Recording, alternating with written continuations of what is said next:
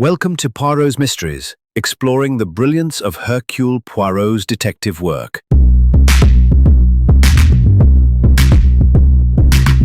Picture a grand manor, shrouded in storm and secrets.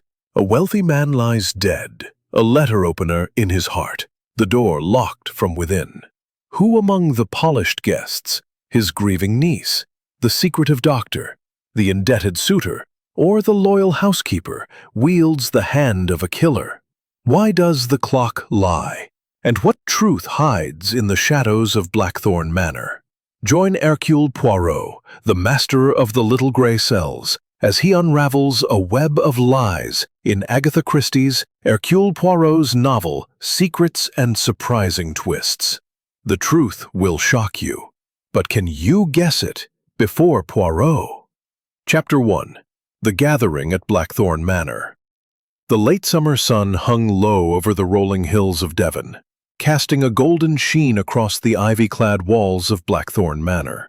The estate, a sprawling Georgian relic, stood at the edge of a quiet village, its grandeur tempered by the faint air of neglect, shutters slightly askew, roses overgrown in their beds. To the casual observer, it was a picture of serene English countryside life. But to those who knew its inhabitants, Blackthorn Manor thrummed with unspoken tensions. Secrets nestled in every shadowed corner. It was the 15th of August, 1928, and the manor was alive with the soft clink of crystal and the murmur of polite conversation. Lady Eleanor Ashford, the widowed matriarch of the Ashford family, had summoned a gathering of family and friends to celebrate her 60th birthday. The occasion was ostensibly festive, but beneath the surface, old grudges and fresh ambitions simmered. The guest list was small but eclectic, each name carefully chosen by Lady Eleanor for reasons she had not deigned to share. Captain Arthur Hastings, ever the loyal friend to Hercule Poirot, had been invited by chance, or so it seemed. He stood in the drawing room, his military bearings softened by the years, observing the assembled company with a keen but unobtrusive eye. To the others, as if expecting a blow, their daughter Violet, barely 20, stood apart, her beauty striking, but her expression sullen, as though she resented the very air she breathed.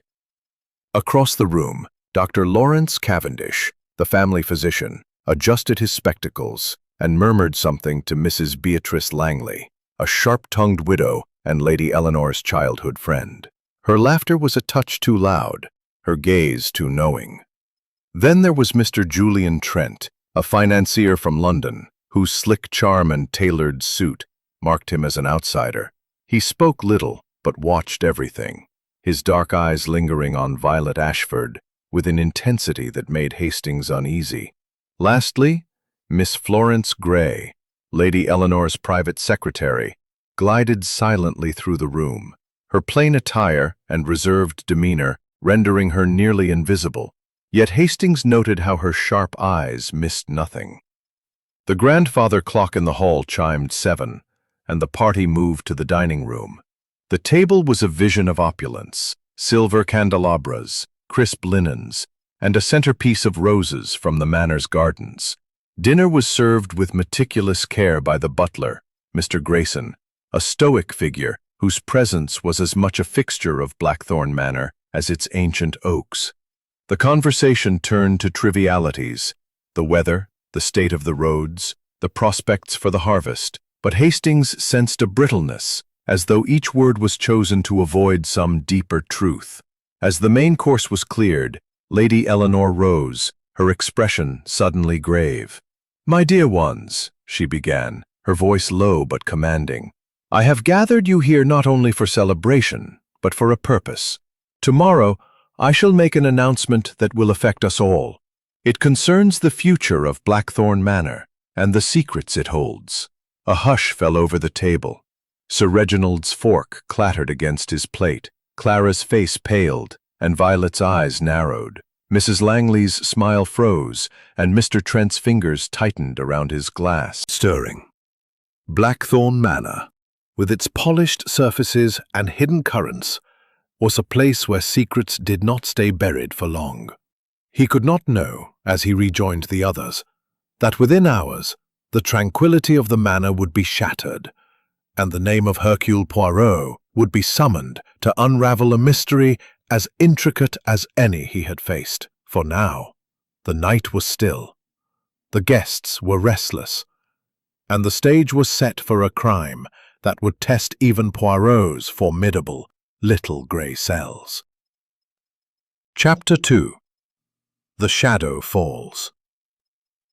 The clock in Blackthorn Manor's grand hall struck midnight, its chimes echoing through the silent corridors. The guests had retired to their rooms, the servants had dimmed the lamps, and the manor seemed to settle into an uneasy slumber. Captain Arthur Hastings, however, lay awake, his mind restless with the undercurrents he had sensed during the evening's festivities. Lady Eleanor's cryptic announcement about the future of the manor lingered in his thoughts, as did the fleeting figure he had glimpsed in the gardens. He resolved to mention it to Poirot when next they met, for such details, however small, were the kind his friend cherished. At precisely 6:47 a.m., on the 16th of August, 1928, a scream shattered the morning stillness. It was a high, piercing sound, raw with terror, and it came from the direction of the east wing. Hastings bolted upright, his military instincts kicking in. He threw on a dressing gown and hurried into the corridor, where he found Miss Florence Gray, Lady Eleanor's secretary, standing pale and trembling outside her employer's bedroom door. Her hands clutched the doorframe, and her eyes were wide with shock. "Captain Hastings!" she gasped. "It's Lady Eleanor! She's dead!" Hastings pushed past her into the room, his heart pounding. The sight that met him was one he would not soon forget. "Police? And for Poirot?" "Poirot?" Sir Reginald's voice was sharp with disbelief. "What has that Belgian detective to do with this?" "I shall send for him at once," Hastings replied, his tone brooking no argument. "He is in London, and I know he will come." "This is no ordinary death."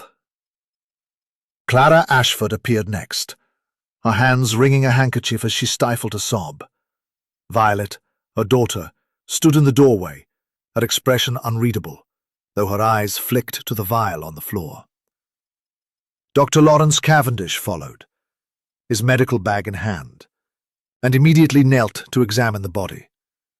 "No pulse," he murmured after a moment.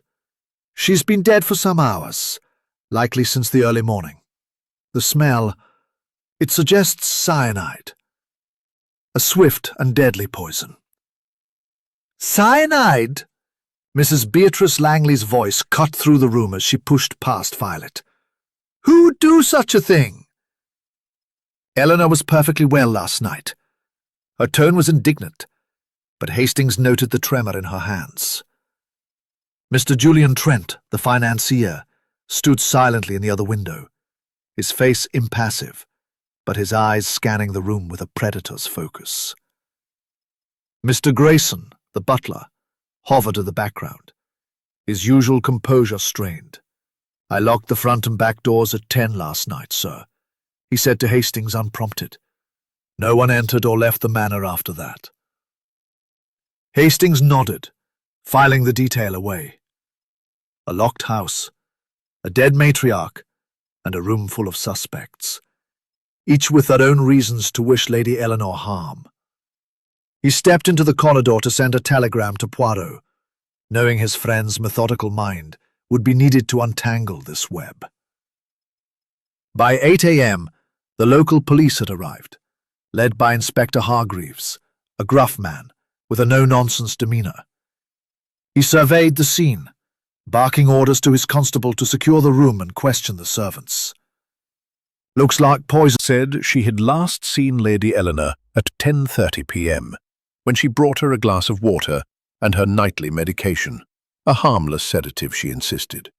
As the morning wore on, the manor buzzed with whispered speculation. Lady Eleanor's announcement about the manor's future loomed large in everyone's minds. Had she been about to disinherit someone, reveal a scandal? Or was her death tied to the secrets she had hinted at during her toast? Hastings felt the weight of the mystery pressing down. Each detail a piece of a puzzle only Poirot could solve. By noon, a telegram arrived from London. "Mon ami, I arrive by the 3:15 train. Disturb nothing. Observe all. H. Poirot." Hastings exhaled, relief mingling with anticipation. The little Belgian detective, with his immaculate moustache and unerring logic, would soon bring order to this chaos. But as Hastings glanced at the gathered suspects, their faces a mask of grief, fear, or calculation, he knew the truth would not come easily. Blackthorn Manor held its secrets tightly, and the shadow of murder had only begun to spread. Chapter 3. The Arrival of Hercule Poirot. The afternoon sun cast long shadows across the gravel drive of Blackthorn Manor as the 3:15 train from London screeched to a halt at the nearby village station. Captain Arthur Hastings stood on the platform, his hat in hand, watching as a small, immaculate figure emerged from the carriage. Hercule Poirot, with his patent leather shoes gleaming and his moustache waxed to perfection, stepped onto the platform with the air of a man who knew his presence was both necessary and inevitable. His sharp green eyes met Hastings with a flicker of amusement, tempered by the gravity of the summons. "Mon ami," Poirot said, adjusting his gloves, "you have a talent for finding yourself in the midst of tragedy. Tell me, what is this Blackthorn Manor, and why does it require the little grey cells of Hercule Poirot?" Hastings recounted with a heavy-handed zeal that Poirot observed with a faint grimace. The guests were gathered in the drawing-room, their faces a mixture of grief, suspicion, and impatience. Hastings introduced Poirot, whose arrival caused a ripple of curiosity and unease. "Mr. Poirot," Sir Reginald Ashford said, rising stiffly, "I trust you'll make quick work of this. The police seemed convinced it's a straightforward case of poisoning, though how it was done is beyond me." Poirot inclined his head, his smile polite but inscrutable. "Monsieur, the truth is never straightforward. It hides in the details, the glance, the gesture, the word unspoken. I shall find it, but I require your patience." He moved through the room, his small stature belying the authority he commanded. He greeted Clara Ashford, who clutched her handkerchief and offered a tremulous smile. Violet, who met his gaze with a defiant tilt of her chin, and Mrs. Beatrice Langley, who appraised him with a mixture of skepticism and curiosity. Mr. Julian Trent, the financier, extended a hand, his charm polished but cold. Dr. Lawrence Cavendish muttered a greeting, adjusting his spectacles nervously, while Miss Florence Gray, the secretary, stood quietly in the background, her notebook clutched to her chest. Poirot requested to see the scene of the crime, and Inspector Hargreaves, though visibly irritated by the detective's presence, led the way to Lady Eleanor's bedroom. The room remained as Hastings had seen it that morning, save for the body, which had been removed to the local morgue. Poirot's eyes swept over the scene with meticulous care. The spilled vial, now sealed in a police evidence bag, the half-open drawer, the single pearl earring glinting on the rug. He knelt by the window, examining the sill and the latch, then stood and tapped his lips thoughtfully. "The window," he said softly. "It's night?" "Yes, monsieur," Miss Gray said, her voice steady but soft. "At 10:30 p.m. with a glass of water. It was her usual dose, 1 tablet, no more." Poirot examined the bottle, noting the label. "And this glass of water, where is it now?" Miss Gray hesitated. I don't know. It was on the bedside table when I left." Poirot's eyes narrowed, but he said nothing. He moved to the bed, running his fingers lightly over the counterpane, then paused, bending to inspect a faint stain near the pillow, a tiny, almost invisible smear of red. "Lipstick, perhaps?" he murmured. "Or something else?" Hastings watched, fascinated, as Poirot's mind worked. The detective's movements were deliberate, his questions seemingly innocuous yet pointed. He asked Hargreaves about the servants' routines, the manor's locks, and the precise times of everyone's movements the previous night. Each answer was met with a nod, as if Poirot were slotting pieces into an invisible puzzle. As they left the room, Poirot paused in the corridor, his gaze settling on a portrait of Lady Eleanor in her youth, her eyes fierce and commanding. "A woman of secrets," he said softly, "and someone in this house knew them too well." Back in the drawing room, Poirot announced his intention to interview each person privately. "I do not accuse," he said, his voice calm but firm. "I observe, I listen, and I think. If you wish the truth to be found, you will tell me all, even that which you believe insignificant." The guests exchanged uneasy glances. Violet Ashford tossed her head, muttering something about foreign theatrics, while Mr. Trent's smile was a touch too smooth. Mrs. Langley laughed nervously, and Sir Reginald's frown deepened. Only Miss Grey remained impassive, though Hastings noticed her fingers tighten around her notebook. As Poirot prepared to begin his interviews, Hastings felt Folded neatly, his mustache immaculate, and his green eyes gleaming with quiet intensity. "We begin," he said, "not to accuse, but to understand. Each of you holds a piece of the truth, and it is my task to assemble the puzzle." First to be summoned was Sir Reginald Ashford, who entered with a scowl, his broad shoulders tense. He sat heavily, his hands gripping the arms of the chair. "I've already told the inspector everything," he said brusquely. "I was in my study until midnight, working on estate accounts. I heard nothing, saw nothing." Poirot tilted his head, his expression benign. "Monsieur, the accounts, they were urgent, yes? To keep you so late on the night of your mother's celebration." Sir Reginald's jaw tightened. "The manor's finances are complex. Mother was particular about them. She was planning changes, you see. Changes I didn't fully agree with." "Changes?" Poirot's voice was soft, encouraging. "Of what nature?" Sir Reginald hesitated, his eyes flicking to Hastings, then back to Poirot. "She wouldn't say precisely. Something about the estate's future, her legacy. She hinted at altering her will, but I thought it was just her way of keeping us in line." Poirot nodded, making a mental note. "And your mother's mood last night, how did it strike you?" "She was herself," Sir Reginald said, his voice softening slightly. "Commanding, sharp, but distant. She always kept her cards close." When Sir Reginald left, Poirot turned to Hastings. "A man of pride, mon ami, but also of worry. The finances, the will, there is tension here. We shall see." Next came Clara Ashford, her delicate frame trembling as she sat. Her eyes were red-rimmed, her handkerchief twisted in her hands. "I can't believe she's gone," she whispered. "Eleanor was so strong, so unyielding." Poirot's tone was gentle but probing. Her head, her beauty striking even in her anger. "This is ridiculous," she said. "I don't see why we must be interrogated like criminals." Poirot smiled faintly. "Mademoiselle, no one is accused. I merely seek the truth." "Where were you last night, after dinner?" Violet shrugged. "I went for a walk in the gardens. I needed air. This house, it stifles me." "Alone?" Poirot asked, his tone deceptively mild.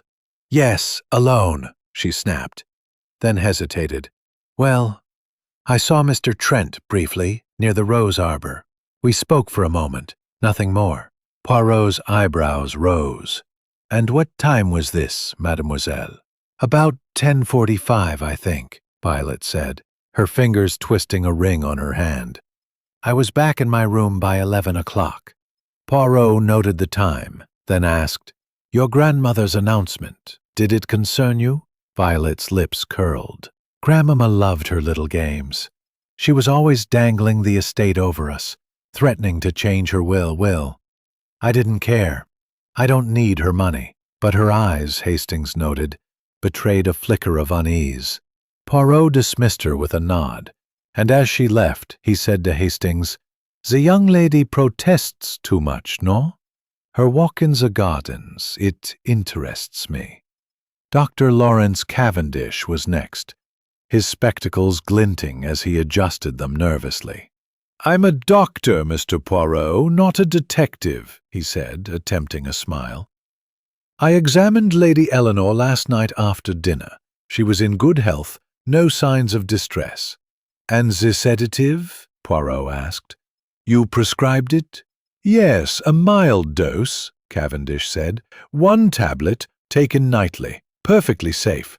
The cyanide, it must have come from elsewhere." Poirot's eyes gleamed. "And your movements, doctor?" "After dinner, I retired to my room at 10:30. Cavendish said. "I read for a bit, then slept. I heard nothing." Meeting. We spoke briefly about the stars, nothing more. I was back in my room by 11 o'clock. As Trent left, Poirot turned to Hastings. "Each tells a story, mon ami, but not the whole story. The times, they overlap, yet contradict. The gardens, the sedative, the earring. These are threads we must follow." Hastings nodded, his notebook filled with times and alibis. The interviews had revealed little concrete, yet Poirot's calm certainty suggested he had already glimpsed the shape of the mystery. As the sun dipped below the horizon, casting Blackthorn Manor into shadow, Hastings felt the weight of secrets pressing closer, waiting for Poirot's little gray cells to unravel them. Chapter 5. The Red Herrings.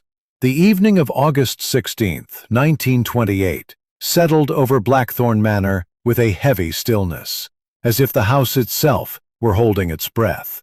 Hercule Poirot sat in the library, his small figure dwarfed by the high-backed chair, yet his presence filled the room. His notebook lay open before him, its pages filled with neat, precise handwriting. Times, alibis, and observations recorded with meticulous care. Captain Arthur Hastings, seated nearby, watched his friend's face, noting the faint furrow of concentration between Poirot's brows. The interviews had concluded, but the air was thick with suspicion, and Poirot's little gray cells were clearly at work. Inspector Hargreaves, meanwhile, had formed his own theory, one he shared with a confidence that bordered on smugness.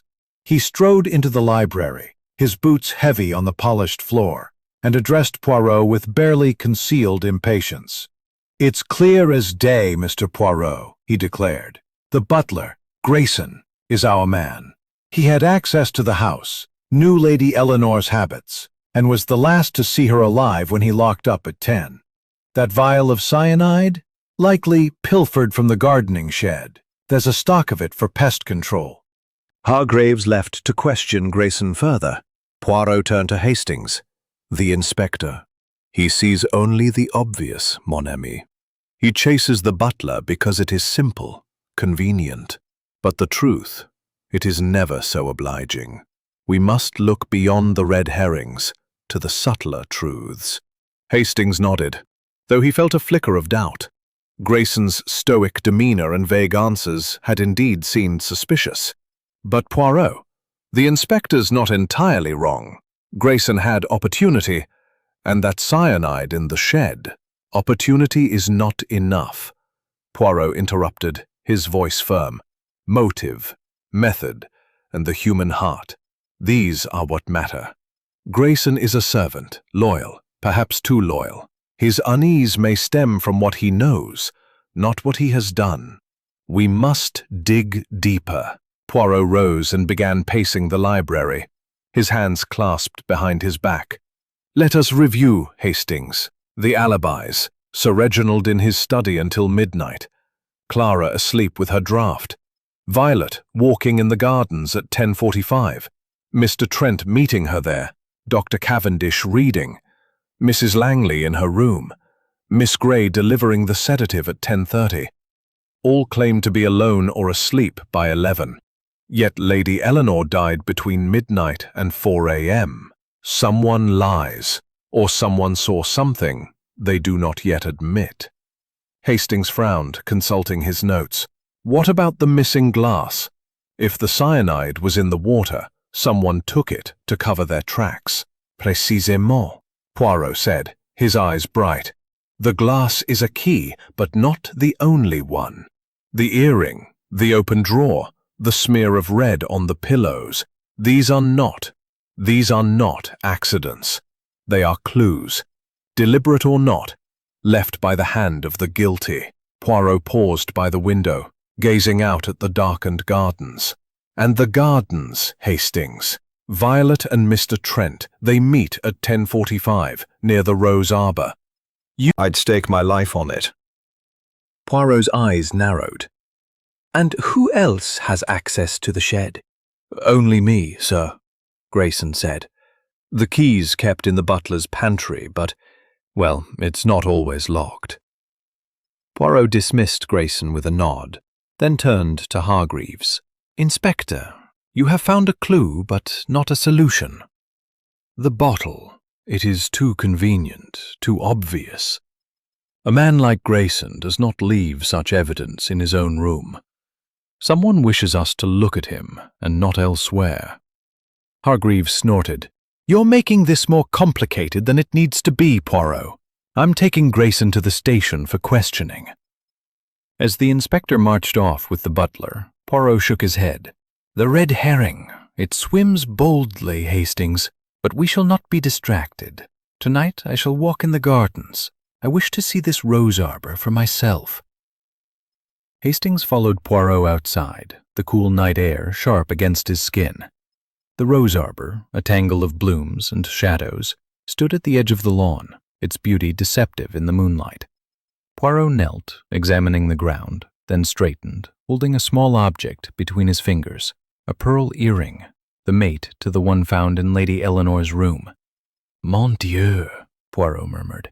The second earring, here in the garden. This is no coincidence, Hastings. Someone was here, someone who connects the garden to the bedroom. Hastings stared at the earring, his mind racing. But whose is it, Poirot? Lady Eleanor's? Violet's? Someone else's? Poirot's smile was enigmatic. That, mon ami, is the question. And when we answer it, we shall be closer to the truth. For now, we observe, we think, and we wait for the guilty to betray themselves. As they returned to the manor, the weight of the mystery pressed heavier. The butler's arrest, the cyanide bottle, the earring in the garden, these were distractions, Poirot insisted, hiding. Wrestled with phantoms all night. Tell me, what troubles you? Hastings set down his cup. It's this earring, Poirot, the one you found in the rose arbor. It must belong to Lady Eleanor, but how did it get there? She wasn't in the gardens last night, or was she? Poirot's smile was enigmatic. A question of great importance, Hastings. But first, we must verify to whom it belongs. Come, let us speak with Miss Grey. As secretary, she knows the intimate details of her mistress's possessions. They found Miss Florence Grey in the study, sorting through Lady Eleanor's papers with a methodical precision that Poirot admired. Her face was composed, though shadows lingered beneath her eyes. Monsieur Poirot, she said, rising. How may I assist you? Poirot produced the earring from his pocket, holding it delicately between thumb and forefinger. It caught the morning light, its pearl lustrous and flawless. Mademoiselle, you are familiar with Lady Eleanor's jewellery. Is this hers? Miss Grey examined it closely, her brow furrowing. Yes, it matches the one found in her room. She wore the pair last night at dinner, but she removed them before bed, as was her habit. They should have been in her jewellery box. Poirot nodded, pocketing the earring once more. And yet one was on the floor by the window, the other in the garden. Most curious. Tell me, mademoiselle, did Lady Eleanor ever venture into the gardens late at night? Miss Grey shook her head. Not that I know, monsieur. She retired early, especially after social gatherings. But, she hesitated, her fingers tracing a pattern on the desk. But, Poirot prompted gently, his voice like silk over steel. She had been troubled lately, Miss Grey confessed. Letters arrived, anonymous ones, I believe. She burned them, but I saw the envelopes. And she mentioned a meeting, something private, though she didn't say with whom. Poirot's eyes sharpened. A meet? Eleanor meeting someone in the arbor at midnight? Poirot rose, brushing dirt from his knees with a handkerchief. Précisément. But observe, Hastings, the paper is torn, as if in haste or struggle, and the earring dropped here. Lady Eleanor came to the arbor, met someone, and perhaps argued. But how does this connect to the poison in her room? They returned to the manor, where Inspector Hargreaves awaited, his face flushed with frustration. That butler sticking to his story, he grumbled, claims the cyanide bottle was planted, but I've got him locked up good and proper. Poirot's expression was one of mild reproach. Inspector, while you pursue the obvious, the subtle escapes. Allow me to examine Lady Eleanor's room once more. A detail nags at me. Hargreaves grunted assent, and they proceeded to the bedroom. The room was as they had left it, the air still faintly tinged with the bitter scent of cyanide. Poirot moved to the dressing table, opening the jewelry box with care. Inside, nestled among brooches and rings, was an empty space where the earrings should have rested. He then turned to the bedside table, where the sedative bottle stood. Miss Grey brought the sedative and water at 10:30, Poirot mused aloud. Lady Eleanor took her tablet, perhaps drank some water, but the glass is gone. Why remove it, unless it contained the poison? Hastings nodded. But who could have entered after Miss Grey left? The door was locked from inside. Poirot's gaze drifted to the window, then to the floor. He bent suddenly, retrieving a tiny thread of fabric caught on the windowsill, a silken strand, emerald green, matching Lady Eleanor's dressing gown. Ah, but perhaps she left the room herself, mon ami. Through the door? No, too risky. But the window? The window, Hastings protested. It's a 20-foot drop, Poirot. No ladder, as the inspector said. Poirot smiled triumphantly. But look, Hastings, returns from the arbor, agitated. Perhaps takes another tablet to calm herself, not realizing it is poison. She drinks from the glass, spills the vial in her death throes, and the glass... Ah, but the glass remains a mystery. But who replaced the tablet? Hastings asked. And when? Poirot's eyes gleamed. That, mon ami, is the inconsistency revealed. The bottle was tampered with before Miss Grey brought it, or after. But Miss Grey insists it was harmless, unless she lies, or someone else had access. As they left the room, Poirot paused, his gaze falling on a small clock on the mantel. The time, Hastings. Everyone speaks of times, but do they align? Violet in the garden at 10:45. Trent with her. But the meeting was at midnight. Who did Lady Eleanor meet? And why the betrayal? The clue of the earring and the torn letter had cracked the facade of the mystery, revealing a web of nocturnal secrets. But as Poirot and Hastings descended the stairs, the house seemed to close in, its inhabitants' faces masks of hidden truths. The poison had been subtle, the climb daring, but the motive, that lay in the human heart, waiting for Poirot's unrelenting logic to expose it. Chapter 7. More lies surface. The morning of August 17th, 1928, deepened the oppressive atmosphere within Blackthorn Manor. The air was thick with suspicion, and the household moved with the cautious tread of those who knew they were being watched. Hercule Poirot, undeterred by the gloom, sat in the library, his notebook open, his pen poised like a conductor's baton. Captain Arthur Hastings, ever his faithful companion, sat opposite, his own notes a jumble of times, alibis, and Poirot's cryptic observations. The discovery of the earring, but her tone remained light. Eleanor and I were friends for decades, Mr. Poirot. We had our spats, of course, old friends do. She could be domineering. Lately, she was obsessed with the estate, talking of trusts and legacies.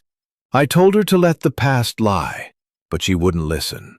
Poirot leaned forward. The past, madame? What past? Mrs. Langley's lips tightened, as if she'd said too much. Old family matters, she said vaguely. Debts, scandals, nothing unusual for a family like the Ashfords. Eleanor thought she could fix it all with one grand gesture. Poirot made a note, his pen moving swiftly. And last night you were in your room by 10 o'clock, yes? You heard nothing, saw nothing? Nothing, she said firmly, but her fingers twisted the fringe of her shawl, betraying a flicker of unease. As she left, Poirot turned to Hastings. She knows more than she says, mon ami. The past, she hints at a scandal, but guards it closely. We must press further. Next, they summoned Dr. Lawrence Cavendish, whose nervous demeanor had grown more pronounced. He adjusted his spectacles repeatedly as he sat, his hands fidgeting. I've told you everything, Mr. Poirot, he said. I prescribed the sedative, perfectly safe. I was in my room by 10:30, reading. Poirot's gaze was steady. Doctor, you knew Lady Eleanor well. She was troubled, yes? Anonymous letters, perhaps, or financial worries. Cavendish paled. She mentioned letters, yes. She thought someone was trying to blackmail her. I advised her to go to the police, but she refused. She said she'd handle it herself. Blackmail, Poirot repeated softly. And did she say who? Cavendish shook his head. No, but she was angry, furious even. I've never seen her so shaken. Poirot dismissed him, then turned to Hastings. Blackmail, mon ami. The torn letter in the arbor, the word... Perhaps. Nothing untoward. As Trent left, Poirot's eyes narrowed. He's too smooth, Hastings. He knows more of the estate, and perhaps of Violet, than he admits. The interviews had unearthed a tangle of lies and half-truths. Mrs. Langley hinted at a family scandal. Cavendish revealed blackmail, and Trent's connection to Violet raised questions. But it was a chance remark from the maid, Jenny, that sparked Poirot's interest. As she cleared the breakfast dishes, she mentioned overhearing an argument in the study 2 nights prior. Lady Eleanor and Sir Reginald, their voices raised about debts and disgrace. Poirot summoned Sir Reginald once more. The man's face was haggard, his earlier bravado replaced by a weary defiance. "What now, Poirot?" he demanded. "I've told you all I know." "Not all, monsieur," Poirot said calmly. "You argued with your mother 2 nights ago. About debts, yes? And a disgrace." Sir Reginald's face reddened. "That's private family business. Yes, we argued.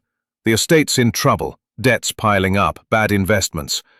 Mother wanted to sell land to cover it, but I refused. It's my inheritance, damn it." "And this disgrace?" Poirot pressed. Sir Reginald's hands clenched. "An old matter. A youthful indiscretion of mine. Mother threatened to expose it unless I agreed to her plans. But I didn't kill her, Poirot. I swear it." Poirot dismissed him, but his eyes gleamed with satisfaction. The lies surface, Hastings. Debts, blackmail, a scandal buried in the past. Lady Eleanor held power over them all, and one of them snapped. As they left the library, Poirot paused by a portrait of a young Sir Reginald, his resemblance to Lady Eleanor striking. "The family, mon ami. They are bound by secrets, but also by blood. Their motive lies here, in what they fear to lose or to gain. Hastings felt the weight of the case pressing closer. The torn letter, the blackmail. Voice low. The heart of this mystery beats with emotion. Someone in this house has reached their breaking point. We must provoke a revelation, not with force, but with the pressure of truth. Their opportunity came unexpectedly. As Poirot reviewed his notes, a commotion erupted in the drawing room. Hastings and Poirot hurried to find Clara Ashford, her delicate frame trembling, her face streaked with tears. She stood before Violet, her daughter, who stared back with a mixture of defiance and guilt. The other guests, Sir Reginald, Mrs. Langley, Dr. Cavendish, and Mr. Trent, stood frozen, caught in the tableau of a family unraveling. "Violet, how could you?" Clara's voice was a raw whisper, breaking the silence. "I saw you last night, in the garden, with him." Her gaze flicked to Mr. Trent, whose expression remained impassive. Violet's cheeks flushed. "Mother, you're imagining things. I told you I only spoke to Mr. Trent for a moment. It was nothing." "Nothing?" Clara's voice rose, trembling with suppressed anguish. "I saw you, Violet, after 11, not 10:45. You were whispering, plotting. Don't lie to me." Poirot stepped forward, his presence calming the storm. "Madame Ashford, mademoiselle, please. What did you see, madame, and at what precise time?" Clara sank into a chair, her hands twisting her handkerchief. "It was after 11, perhaps 11:15. I couldn't sleep, even with my draft. I went to the window looking for Violet. She hadn't come to bed. I saw her in the rose arbor with Mr. Trent, their heads close together. They looked secretive." Violet's eyes flashed. "You're mistaken, mother. It was earlier, I swear. Mr. Trent, tell them." Trent's smile was smooth, but his eyes were cautious. "As I told Mr. Poirot, we met briefly at 10:45. Miss Ashford returned to the house shortly after. Mrs. Ashford must be confused about the time." Truth. Violet's eyes filled with tears, and for the first time her bravado faltered. I did meet Mr. Trent again later, around 11 o'clock. But it wasn't what you think. We were talking about leaving. I wanted to get away from this house, from Grandmamma's control. Mr. Trent offered to help me, financially, nothing more." Trent nodded, his voice calm. Miss Ashford was distressed. "I suggested she could start anew in London with my assistance. It was a business proposition, nothing improper." Poirot's eyes narrowed. "And this conversation, it took place in the rose arbor at 11 o'clock? Did you see Lady Eleanor or anyone else?" Violet shook her head. "No, no one." The garden was empty. Poirot turned to Clara. "Madame, you saw only Violet and Mr. Trent. No other figure, no shadow." Clara hesitated, her brow furrowing. I thought I saw someone else near the arbor just before. A figure moving quickly. But it was dark, and I was focused on Violet." Hastings's heart quickened, recalling his own glimpse of a shadow at 9:15. He leaned toward Poirot, whispering, "The figure I saw, could it be the same?" Poirot nodded slightly, his mind clearly racing. "Madame, this figure, man or woman? Tall or short?" "I couldn't tell," Clara admitted. "It was too dark, and they were gone in a moment." Poirot dismissed the group, but his expression was one of quiet triumph. "A crack, Hastings," he murmured as they returned to the library. "Violet and Trent, they lie about the time, and Clara sees a third figure. The earring, the letter, the shadow. All point to a meeting in the arbor, not just at midnight, but earlier too. Delicately set, and the truth will spill. As the day faded into evening, Blackthorn Manor seemed to pulse with hidden truths. Clara's outburst had cracked the facade, revealing Violet's secret plans and a mysterious figure in the garden. But the poison, the missing glass, and the motive remained shrouded, waiting for Poirot's relentless logic to pierce the veil. Chapter 9. The Trap. The evening of August 17th, 1928, descended upon Blackthorn Manor with a tension that seemed to seep into the very walls. Hercule Poirot, ever the master of timing, sensed the moment had come to tighten the screws. The revelations of the day, Clara's outburst, Violet's secret meeting with Mr. Trent, the mysterious figure in the garden, had stirred the household into a state of restless unease. Captain Arthur Hastings, his nerves frayed by the mounting clues, watched Poirot with a mixture of awe and impatience, knowing his friend was preparing to spring a trap. Poirot gathered the household in the drawing room at precisely 8 p.m., the heavy drapes drawn against the twilight, the candelabras casting flickering shadows. The guests sat in a semicircle, their faces a gallery of apprehension and defiance. Sir Reginald Ashford gripped the armrests of his chair, his jaw set. Clara, pale and fragile, clung to her handkerchief. Violet sat apart, her eyes darting between her parents and Mr. Trent, whose polished calm seemed strained. Mrs. Beatrice Langley fanned herself, her sharp gaze missing nothing, while Dr. Lawrence Cavendish adjusted his spectacles nervously. Miss Florence Gray stood by the door, her notebook clutched tightly, her expression unreadable. Inspector Hargreaves, still convinced of Grayson's guilt, stood at the back, arms crossed, his skepticism palpable. Poirot stood before the fireplace, his small stature commanding the room. "Mesdames et messieurs," he began, his voice clear and deliberate. "A crime has been committed in this house, a crime most foul. Lady Eleanor Ashford was poisoned, not by chance, but by design. Tonight, I shall lay before you the threads of this mystery, and we shall see who unravels." He paused, letting the silence press upon them. "Let us— Wasting time, Poirot. Grayson's the one with the cyanide bottle in his room." Poirot's smile was sharp. "Ah, the bottle. A clumsy attempt to shift blame. Too obvious, Inspector. No, the truth lies in the details. Let us consider the earring. Lady Eleanor wore pearls at dinner, yet they were not in her jewelry box. Why?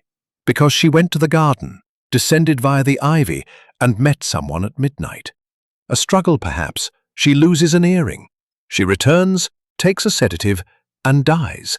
But who was in the garden? And who tampered with the sedative?" He turned to Violet, his voice soft but relentless.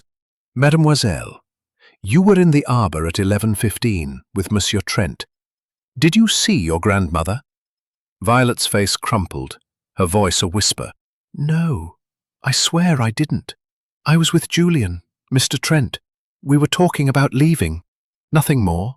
Trent nodded. "As I've said, Mr. Poirot, it was a brief conversation. We saw no one." Poirot's gaze shifted to Clara. "Madam, you saw a third figure. Could it have been Lady Eleanor?" Clara hesitated, her eyes darting to Violet. I don't know. It was dark. It could have been anyone." Poirot stepped closer, his voice dropping to a near whisper. "And yet, someone was there. Someone who knew Lady Eleanor's plans, her secrets. Someone who wrote the letter demanding a meeting. Someone who placed cyanide in her sedative bottle." He turned abruptly to Miss Gray. "Mademoiselle Gray, you are quiet, but you see all. The sedative bottle, one tablet missing, perhaps replaced. Did you check it before delivering it? Miss Grey's composure faltered, her hands tightening on her notebook. I always checked the bottle, monsieur. It was as the doctor prescribed. I swear it. Poirot's eyes gleamed. And yet, the glass of water you brought, it is gone. Why? Hard, and Miss Grey's notebook slipped slightly in her grasp. Poirot raised a finger.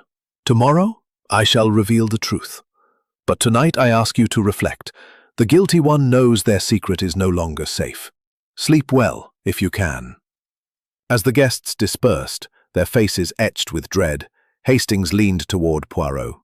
You're pushing them, Poirot. Do you know who did it? Poirot's smile was enigmatic. The little grey cells, they whisper, mon ami. The trap is set. The guilty one will act, perhaps tonight. We must watch, and we must wait. The manor seemed to hold its breath as night fell, the shadows deeper, the silence heavier. Poirot's words had struck a nerve, and Hastings felt the net tightening. The emotional cracks had widened, and the truth was close. So close. But the final piece of the puzzle remained just out of reach. Chapter 10. The Reveal. The morning of August 18th, 1928, dawned with a clarity that seemed to mock the tangled web of secrets within Blackthorn Manor. Hercule Poirot had orchestrated the previous evening's gathering with surgical precision, planting seeds of doubt and fear among the suspects. Now, as the household assembled once more in the drawing room, the air crackled with anticipation. Captain Arthur Hastings, his notebook worn from constant use, sat at Poirot's side, his heart pounding with the certainty that the truth was about to be unveiled. The guests, Sir Reginald, Clara, Violet, Mr. Trent, Mrs. Langley, Dr. Cavendish, and Miss Grey, sat in tense silence, their faces a mosaic of apprehension, defiance, and resignation. Inspector Hargreaves stood by the door, his skepticism tempered by curiosity, while the butler Grayson, released from custody but still shaken, hovered in the background. Poirot stood before the fireplace, his small frame radiating authority. His moustache was immaculate, his eyes sharp as they swept over the assembly. Mesdames planned to announce changes to her will, threatening the futures of those in this room. One of you could not bear it. He turned to Sir Reginald. Monsieur, you argued with your mother about debts and a disgrace. You feared her exposing an old scandal, a youthful indiscretion, perhaps a fraud or a debt unpaid. Your inheritance was at stake. Sir Reginald's face reddened. I told you, Poirot, I didn't kill her. Yes, we fought, but I'd never. Poirot raised a hand. Patience, monsieur. Let us proceed. He turned to Clara. Madame, you saw your daughter in the garden at 11:15, with Monsieur Trent, and a third figure nearby. You feared Violet's secrets, perhaps an elopement or worse. Your nerves betray a deeper knowledge. Clara's hands trembled. I only wanted to protect Violet. I saw nothing else, I swear. Poirot's gaze shifted to Violet. Mademoiselle, you lied about the time of your meeting with Monsieur Trent. It was 11:15, not 10:45. You planned to flee, to escape your grandmother's control. Did you know of her midnight meeting? Violet's eyes filled with tears. No, Mr. Poirot. I was with Julian, Mr. Trent. We didn't see Grandmamma. Trent nodded, his voice smooth. As I've said, it was a brief talk, nothing more. Poirot's smile was thin. We shall see. He turned to Dr. Cavendish. Doctor, you knew of blackmail. Lady Eleanor confided in you, yet you did not act. Why? Cavendish adjusted his spectacles, his voice unsteady. She wouldn't listen. I told her to go to the police, but she insisted on handling it herself. Poirot nodded, then addressed Mrs. Langley. Madame, you spoke of old scandals, of enemies. You knew Lady Eleanor's power over others, yet you claim innocence. Your sharp eyes see much, perhaps too much. Mrs. Langley's fan snapped shut. Lady Eleanor's, confirmed by Miss Grey. The letter, with its feminine hand, points to a woman, and the third figure, seen by Madame Clara, was no phantom. Poirot's gaze settled on Miss Grey. Mademoiselle, you are the key. You wrote the anonymous letters, threatening to expose Lady Eleanor's secrets. Perhaps a scandal involving Sir Reginald, which you discovered in her papers. You demanded the meeting, met her in the arbour, and argued. She tore the letter in anger, losing an earring. You returned to the house, slipped into her room before she locked it, and replaced a sedative tablet with cyanide. Knowing her habit of taking an extra dose when troubled, you took the glass to obscure the method, but the vial betrayed you. Miss Grey gasped, her notebook falling to the floor. No, that's not true. I didn't. Poirot raised a hand. You were invisible, mademoiselle, but not to Poirot. Your notebook. It contains drafts of those letters, does it not? And your access to the sedative, your knowledge of her routine. It was you. The scandal you uncovered gave you power, but also greed. You wanted more than a secretary's wage. Miss Grey's composure shattered, her voice a sob. She treated me like a servant. I found papers, Sir Reginald's fraud, years ago. She was going to disinherit him, leave the estate to a trust. I only wanted my share. I didn't mean for her to die. The room erupted in gasps. Sir Reginald stood, his face ashen. Clara clutched Violet, who stared at Miss Grey in horror. Hargreaves stepped forward, his skepticism replaced by grim resolve. Miss Grey, you're under arrest. Poirot's expression was somber. The human heart. It betrays itself. Greed, resentment, betrayal. These led to murder. As Miss Grey was led away, the household fell silent. The windows, casting long shadows across the oak-panelled walls. Poirot sipped his tisane, his demeanour serene but tinged with melancholy. Mon ami, he said, his voice soft. The case is closed, yet the heart of Blackthorn Manor still bears its wounds. The murder of Lady Eleanor was not merely a crime of poison, but of the human soul, of greed, of resentment, of secrets too long buried. Hastings set down his pen, his notebook filled with the intricate details of Poirot's deductions. It's extraordinary, Poirot, he said. Miss Grey seems so invisible. How did you know it was her? Poirot's eyes twinkled, though his smile was wistful. The little grey cells, Hastings. They observe what others overlook. Miss Grey was the shadow in the house, always present, always listening. Her role as secretary gave her access to Lady Eleanor's papers, her secrets. The anonymous letters, the torn fragment in the arbour, the feminine handwriting. These pointed to a woman with intimate knowledge, and the sedative bottle, tampered with so precisely. It required someone who knew Lady Eleanor's habits, her trust in routine. Hastings nodded, still marvelling. But the earring, Poirot, the way you connected it to the garden, to Lady Eleanor's climb down the ivy, that was brilliant. Poirot waved a hand dismissively. It was logic, mon ami. The earring in the room, its mate in the arbour, the thread of green silk on the windowsill, these were not coincidences. Lady Eleanor, a woman of vigour, descended to meet her blackmailer. The struggle in the arbor left its mark.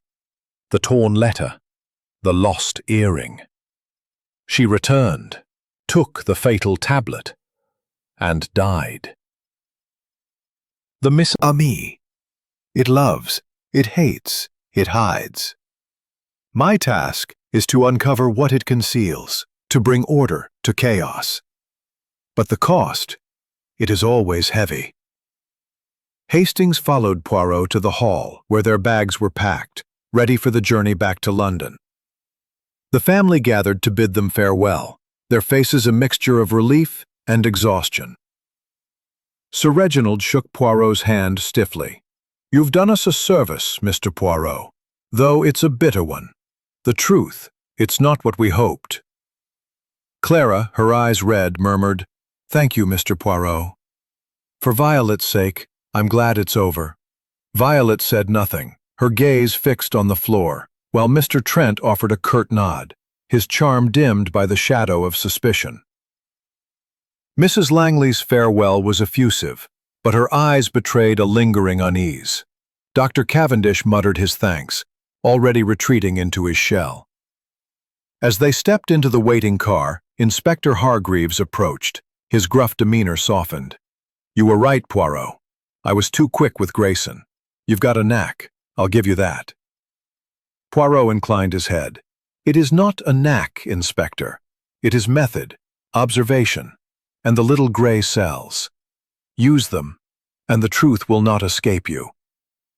The car rolled down the gravel drive, Blackthorn Manor receding into the distance, its ivy-clad walls a silent witness to the tragedy within.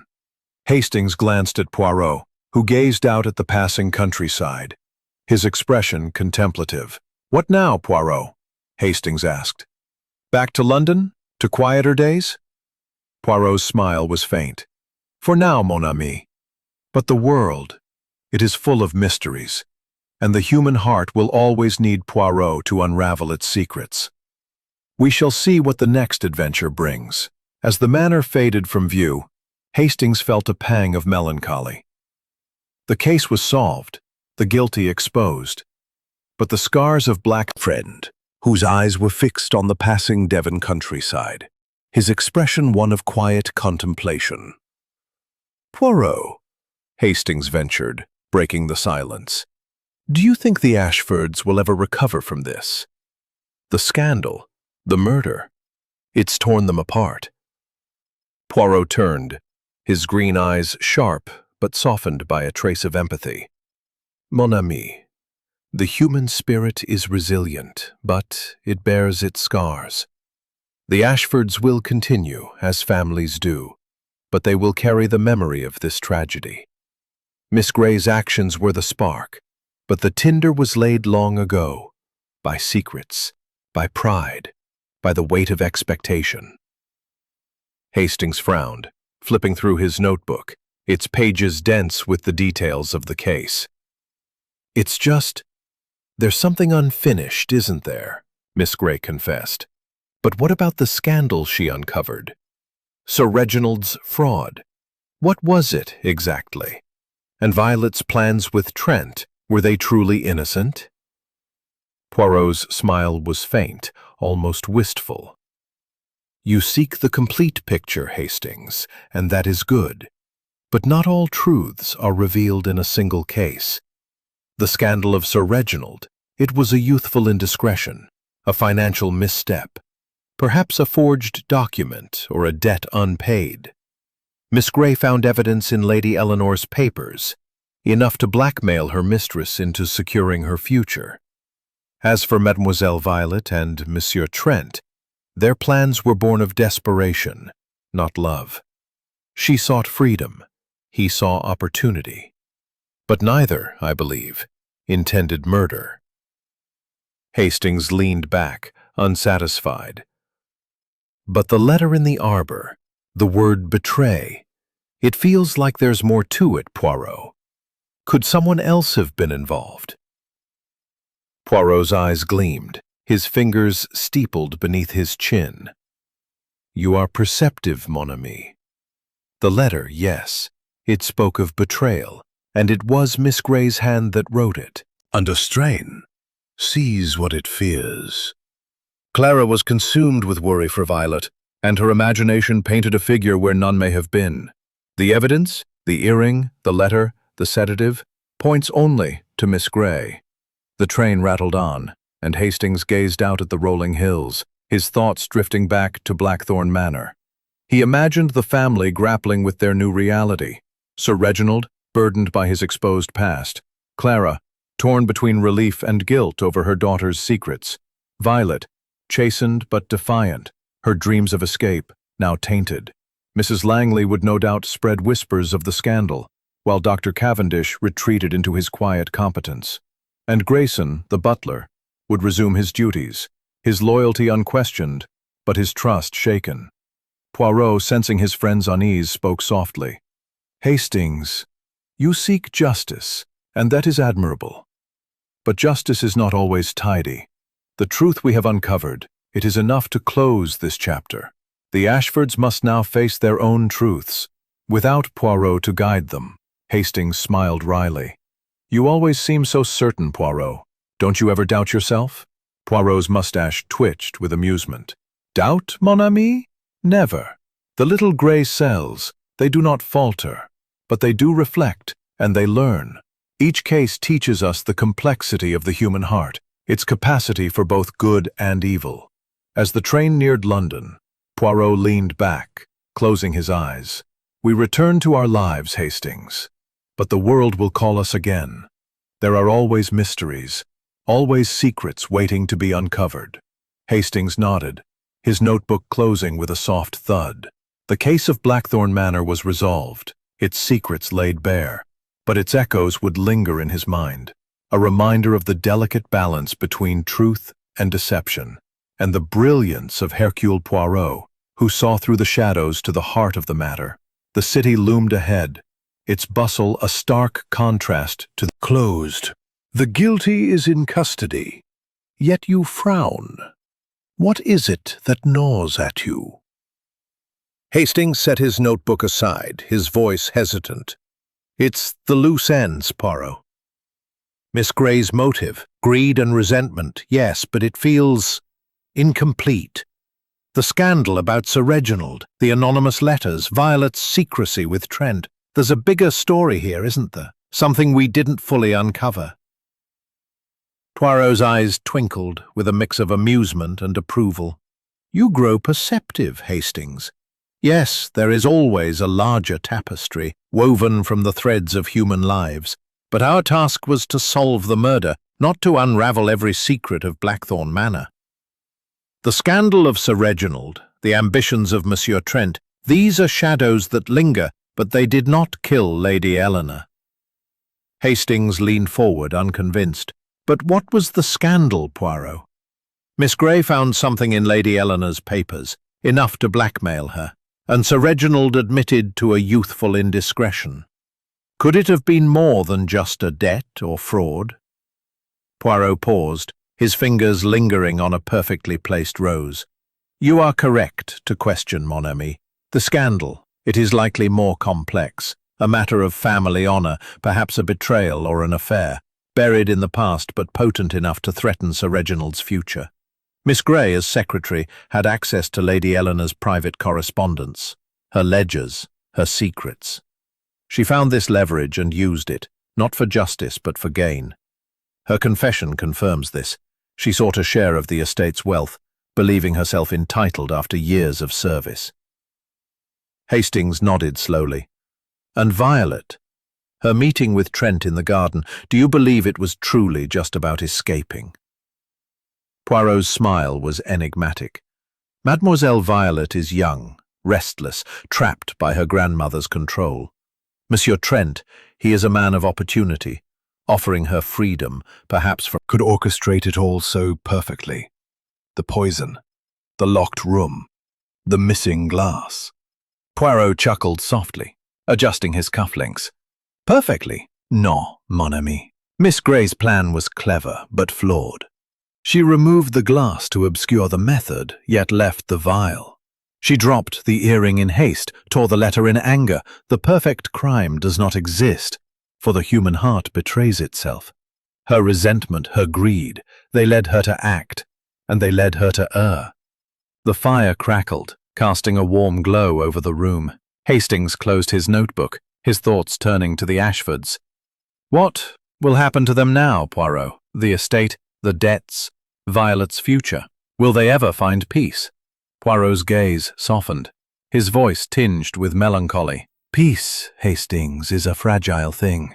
Sir Reginald will face his debts, perhaps sell parts of the estate as his mother intended. Clara will protect her daughter, but their trust is wounded. Violet may yet seek her freedom, but she will carry the weight of this tragedy. The manor will stand, but its heart has been scarred. Such is the cost of truth.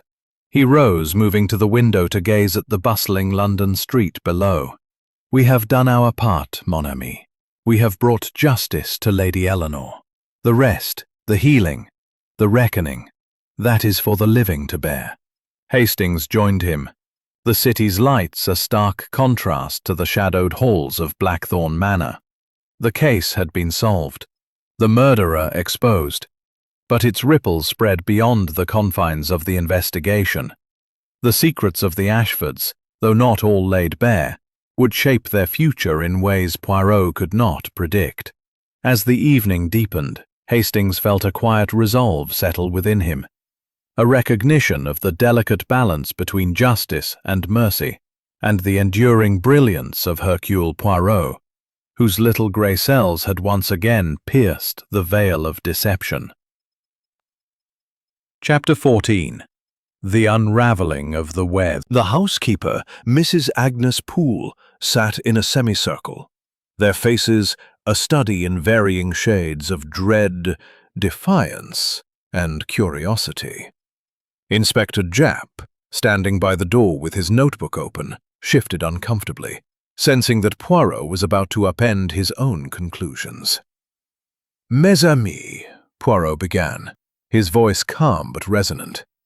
We have gathered this evening to bring clarity to the tragedy that has befallen Blackthorn Manor. The death of Mr. Victor Henshaw was no accident, no mere misfortune of fate. It was a crime, calculated and deliberate, and its perpetrator sits among us. A gasp rippled through the room. Lady Eleanor's hand tightened on her lace handkerchief, and Dr. Marlowe's jaw clenched visibly. Clara Henshaw, pale as a ghost, stared fixedly at the floor, while Gerald Whitby's fingers drummed nervously on the arm of his chair. Mrs. Poole's lips pursed, her eyes darting toward the others, as if seeking a betrayer. Poirot raised a hand, silencing the murmurs before they could grow. Permit me, if you please, to recount the facts as they stand. Mr. Victor Henshaw, a man of considerable wealth and influence, was found dead in his study at precisely 10:47 p.m. on the night of the storm. His body slumped over his desk, a glass of brandy shattered on the floor, and a letter opener embedded in his chest. The room was locked from the inside, the key found in his pocket, and the only window was bolted. To the untrained eye, it appeared an impossible crime. But to Hercule Poirot, there is no such thing as impossible, only the misdirection of the mind. He paced slowly, his polished shoes clicking softly on the parquet floor. Let us consider the alibis. Lady Eleanor, you were in the drawing room, reading, until 10:30 p.m., when you brought him his brandy. Yet the glass was shattered, and the brandy spilled, suggesting a struggle, or perhaps a deliberate act to stage one. Tell me, why did you not mention the letter you found in his desk, the one addressed to you, promising to disinherit you, unless you ended your engagement to Mr. Whitby? Clara's head snapped up, her eyes wide with shock. I didn't think it mattered. It was private, a family matter. Poirot's mustache twitched. Everything matters, mademoiselle. That letter gave you a motive, did it not? Your uncle disapproved of Mr. Whitby, a man whose debts, I have learned, are considerable. But you are not alone in your secrets. He pivoted to Dr. Marlowe. Doctor, you claimed to have no quarrel with Mr. Henshaw, yet I have discovered that he was about to expose your falsified credentials. A medical degree purchased, not earned, would ruin you. And you, Mr. Whitby, your gambling debts were known to Mr. Henshaw, who threatened to cut off your allowance. Lady Eleanor, your charitable foundation was funded by Mr. Henshaw's money, but he had begun to question your expenditures. And Mrs. Poole, your loyalty to the family is unquestioned, but your son, dismissed by Mr. Henshaw for theft, has been seen lurking near the estate. The room erupted in protests, each voice overlapping with denials and accusations. Poirot raised both hands, his authority restoring order. Enough! The truth lies not in your words but in your actions. The key to this crime is the clock in the study. It stopped at 10:47 p.m., the precise moment of the murder. But why did it stop? Not because it was broken, but because it was wound backward.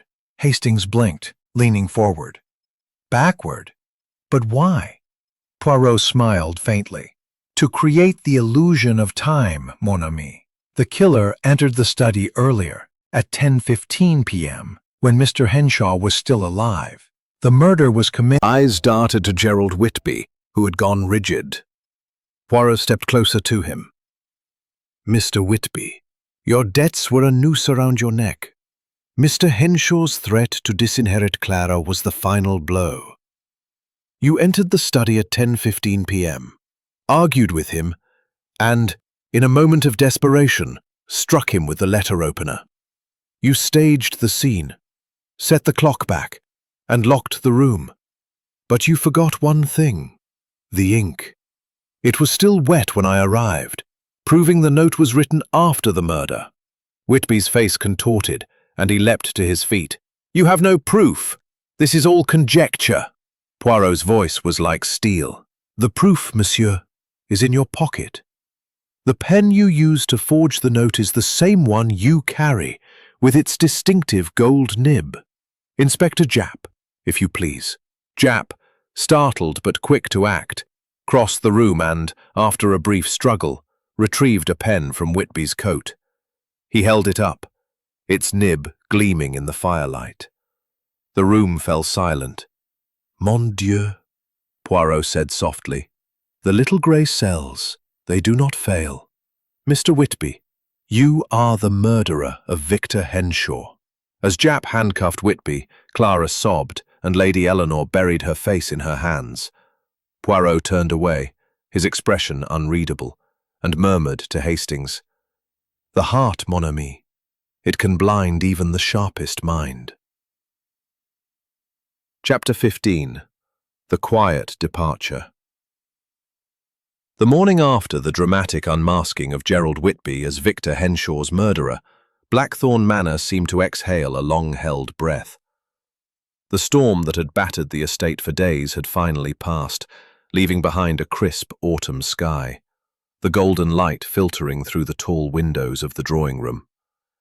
The air was heavy with the scent of polished wood and fading roses, but the oppressive tension that had gripped the household was beginning to dissipate, replaced by a clarified, threads to be neatly tied. For the truth, it is never a single note, but a symphony of motives and missteps. Lady Eleanor, her composure regained, though her eyes were red-rimmed, spoke first. Mr. Poirot, how can we ever thank you?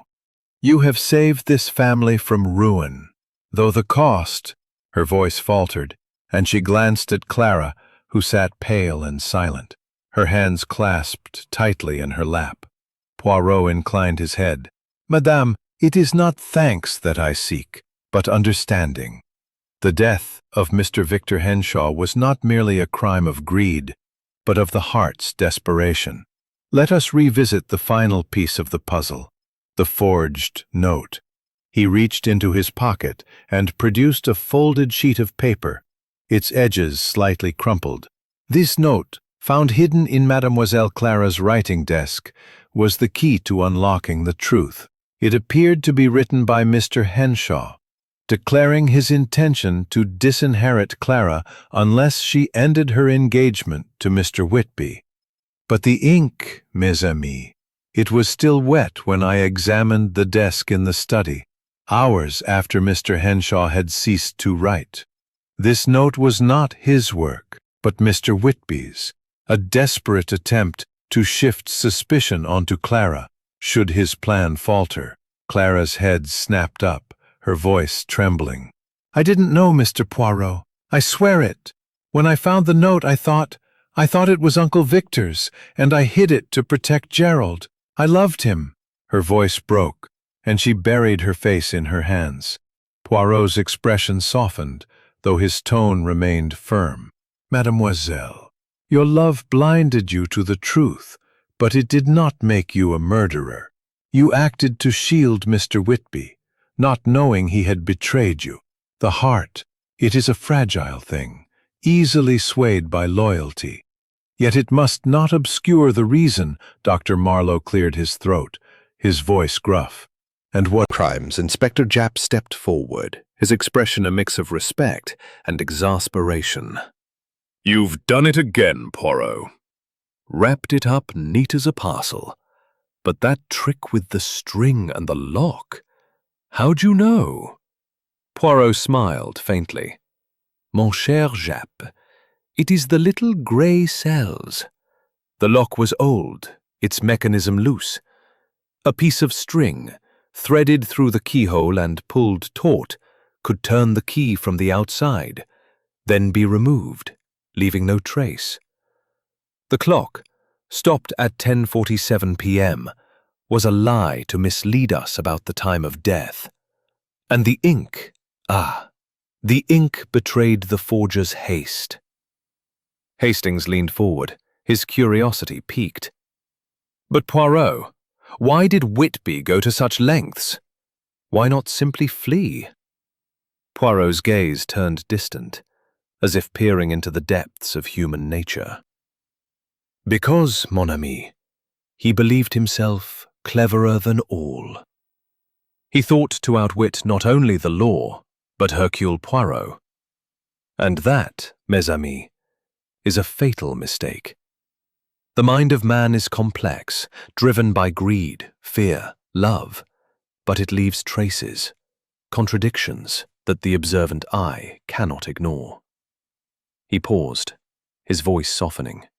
"In this case, I see not only a crime, but a tragedy. A family torn apart, a young woman's trust betrayed, a man's life ended by another's desperation. Yet we must remember that truth, however painful, restores order. And order, it is the foundation of justice." Lady Eleanor rose, her voice steady, despite her grief. "Mr. Poirot, you have our gratitude. This house will bear the scars of this tragedy, but we will heal, thanks to you." Poirot bowed slightly. "Madame, I am but a servant of truth. And now I take my leave." As the others murmured their farewells,